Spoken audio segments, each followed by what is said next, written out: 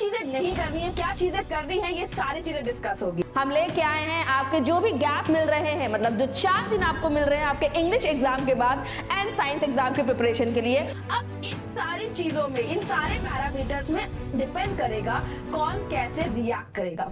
Hi everyone, welcome you all at Rank Plus. Here I am Aanchal Gupta, your chemistry mentor. और यहाँ पे हम लेके आए हैं आपके जो भी गैप मिल रहे हैं, मतलब जो 4 दिन आपको मिल रहे हैं आपके इंग्लिश एग्जाम के बाद एंड साइंस एग्जाम की प्रिपरेशन के लिए, उसमें आप कैसे करने वाले हो प्रिपेयर एंड कैसे फोड़ने वाले हो अपने एग्जाम में। ये सारी चीजें, क्या चीजें नहीं करनी है, क्या चीजें करनी है, ये सारी चीजें डिस्कस होगी। उससे पहले आई नो आप इंग्लिश का एग्जाम दे के आए हो, कुछ बच्चों का अच्छा हुआ होगा, कुछ बच्चों का एवरेज हुआ होगा, कुछ बच्चों का बहुत अच्छा हुआ होगा एग्जाम। अब इन सारी चीजों में, इन सारे पैरामीटर्स में डिपेंड करेगा कौन कैसे रिएक्ट करेगा। फॉर एग्जाम्पल एग्जाम बहुत अच्छा हुआ है तो ओवर कॉन्फिडेंस में नहीं आना है, प्रिपरेशन पूरी करनी है साइंस एग्जाम के लिए। अभी सिर्फ एक स्टेप कंप्लीट हुआ है, second step and multiple steps बाकी हैं। जिनका एग्जाम खराब हुआ है प्लीज डीमोटिवेट मत हो बेटा, अभी भी आपके पास चांसेस हैं जिसमें आप अपने परसेंटेज को सही कर सकते हो, अपनी प्रिपरेशन को और पक्का कर सकते हो अदर सब्जेक्ट्स के लिए। जिनका एवरेज गया है वो ये ना सोचे कि ठीक ठाक तो हो गया, नेक्स्ट एग्जाम भी ठीक ठाक कर देंगे। नहीं,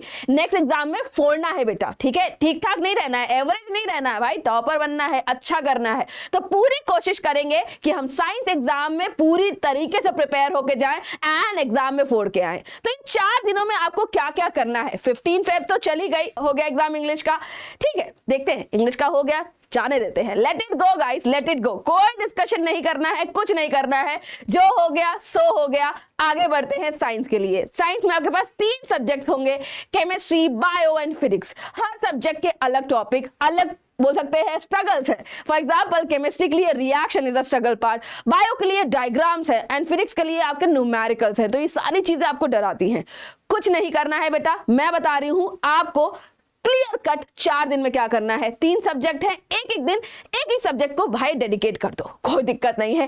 पहला दिन उठाओ जो भी अच्छा लग रहा है, पहला सब्जेक्ट जो आपको पसंद है वो उठाना, ठीक है। जरूरी नहीं केमिस्ट्री उठाना है, बायो उठाना है या फिर आपको फिजिक्स उठाना है, जो अच्छा लग रहा है वो उठाओ, उसको कंप्लीट करो। कैसे कंप्लीट करना है, सारे वन शॉट पड़े हुए हैं चैनल पे, जाइए 2x पे देखो, रिवाइज करो एंड उसके बाद भाई उठाओ अपनी एनसीईआरटी, एक बार गो थ्रू कर लो। क्योंकि एनसीईआरटी अगर पक्की नहीं करी तो एग्जाम में मार्क्स लाना बहुत मुश्किल हो जाएगा।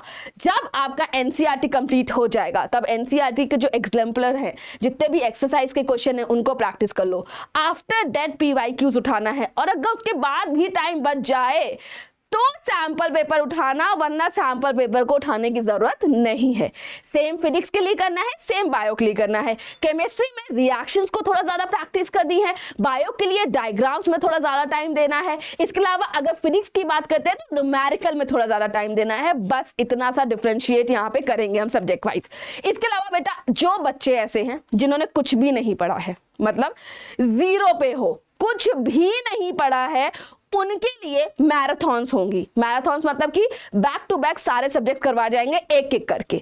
जिन्होंने 0 पढ़ाई करी है मैराथन्स में आओ, चुपचाप अपने टीचर पे ट्रस्ट करो, वो जो पढ़ा रहे हैं पढ़ते जाओ, वहां पे गिव अप नहीं करना है। अब गिव अप नहीं कर सकते, 4 दिन है, 4 दिन में फोड़ने के अलावा कोई ऑप्शन नहीं है हमारे पास, तो यहाँ पे बैठना है। जिन्होंने कुछ नहीं पढ़ा है उनके लिए भी मैराथन है, पूरा दिन बैठो पढ़ो, सब कुछ कराया जाएगा, एक एक टॉपिक, एक एक पीवाईक्यू, सब कुछ सॉर्ट हो जाएगा। जिन बच्चों ने सब कुछ पढ़ रखा है वो भी मैराथन में आएंगे रिवाइज करने के लिए। जिनका बीच बीच में चल रहा है बेटा वो सेल्फ स्टडी प्लस मैराथन की हेल्प लेंगे एंड अपने टॉपिक को पक्का करेंगे। बस याद रखना बेटा ये 4 दिन सिर्फ सोना है, खाना है एंड पढ़ना है, और कुछ नहीं। रील स्क्रॉलिंग कुछ भी नहीं करना है, आपको पढ़ते रहना है लगातार, ठीक है। अब हम क्या करेंगे मैम, 3 दिन मैराथन होगी, 3 दिन सब्जेक्ट पढ़ लिए, चौथे दिन क्या करना है।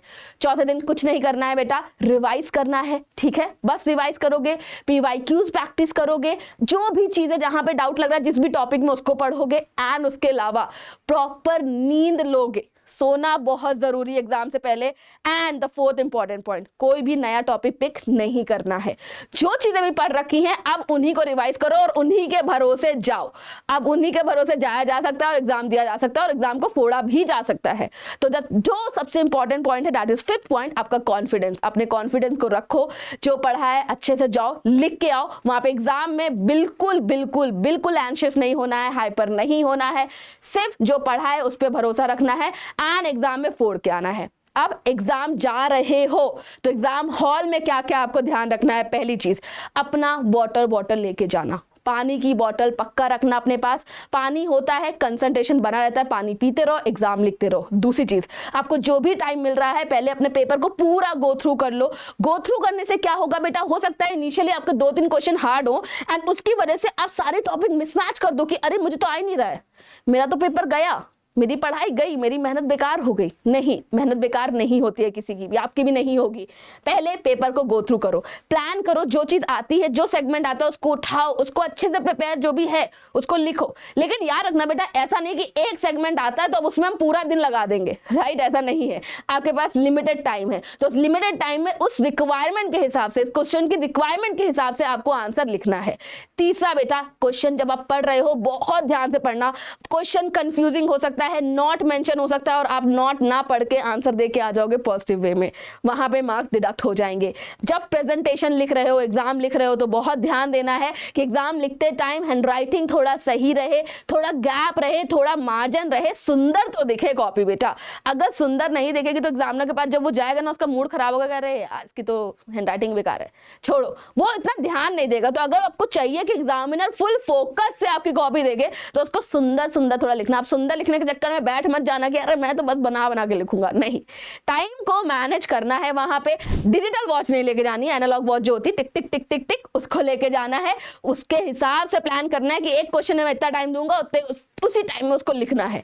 एंड फाइनली आप you are good to go for exam. सब कुछ कर लोगे, फोड़ लोगे बेटा। मेरे एंड से आप सबके लिए बस यही है कि ऑल द बेस्ट, एग्जाम में फोड़ो, प्रिपेयर रहो एंड ये डेट याद रखो 20 फेब। आराम से एग्जाम दे के आओ, फोड़ के आओ बेटा, चिल रहो एंड खुश रहो। Take care.